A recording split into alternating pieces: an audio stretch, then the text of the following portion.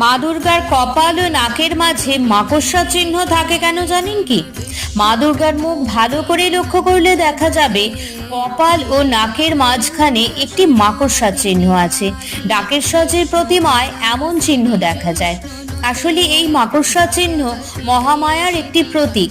মাকড়সা ঠিক যেমন ভাবে নিজের জাল বিস্তার করে কিন্তু নিজে সেই জালের মধ্যে কখনোই আবদ্ধ হয় না, ঠিক সেই রকম ভাবেই দেবী মহামায়া মায়া সৃষ্টি করে চলেছে, কিন্তু মায়া সর্বদাই মহামায়ার অধীন।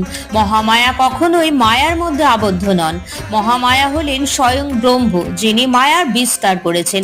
তিনি মায়ার মধ্যেই আছেন, কিন্তু মায়ার ঊর্ধ্বে তিনি।